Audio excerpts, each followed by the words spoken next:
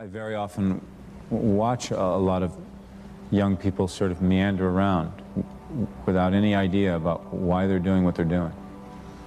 I mean, to want and to be ambitious and to want to be successful is not enough. That's just desire. To know what you want, to understand why you're doing it, to dedicate every breath in your body to achieve.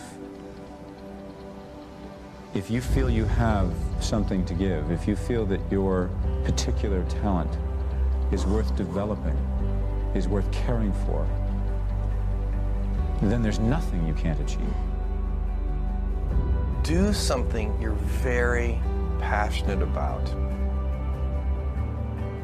People say you have to have a lot of passion for what you're doing, and it's totally true. And the reason is because it's so hard that if you don't, any rational person would give up. It's really hard, and you have to do it over a sustained period of time. So if you don't love it, if you're not having fun doing it, and you don't really love it, you're going to give up. So how do you start a business with no money under the worst conditions that your backer doesn't want to give you a dime? What do? Get ready for a lot of rejection, and at the same exact time, do the things others don't want to do. Do what's necessary, do what it takes, no matter what it is, and try not to hurt anybody along the way. I worked 24 hours a day, 7 days a week. That's what I cared about. I cared about solving problems, being successful. Anytime an obstacle presented itself, I used it to my advantage, made it work. And I never heard the word no. If I heard the word no, it meant maybe.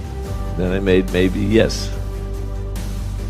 Take what you've got. Your assets are your energy. Your assets are your willingness to just not be told no. The harder it is, the tougher it is, the bigger the challenge to get in, the bigger the opportunity behind. The opportunities behind are endless. I really, really believe in getting rich. I believe in people creating wealth for themselves. Develop the habits. You've got the brain power, you've got the energy, but develop the habits of success.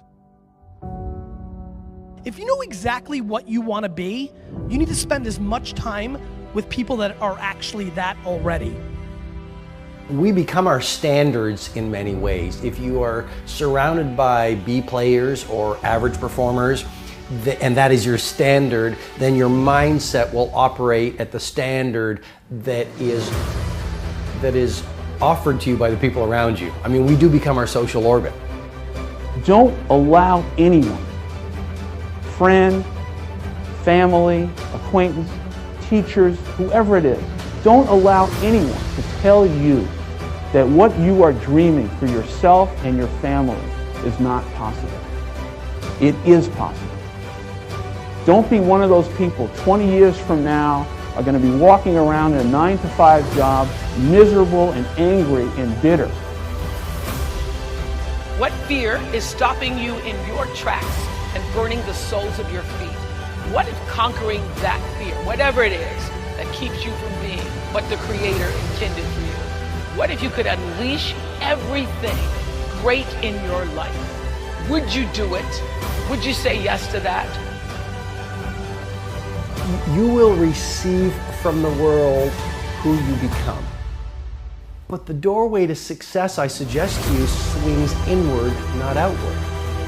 And the best way to have a game-changing life, and the best way to have a world-class lifestyle, and the best way to change the world is to change yourself.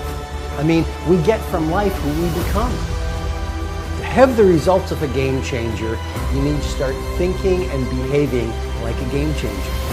And that means thinking like a game changer, populating your mindset with the best books, with the best ideas, with the best conversations, behaving in ways that most people don't behave. Again, you want to have the results very few people have, you've got to start doing things that very few people do. Turn off the television. Delete the naysayers.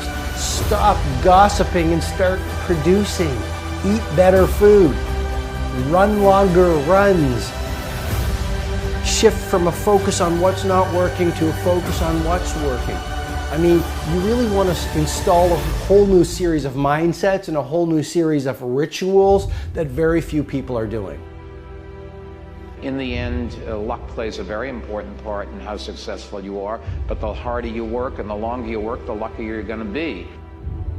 I've always thought that each person invented himself for whatever reasons, through whatever circumstance, through whatever he has gone through, that we are each a figment of our own imagination.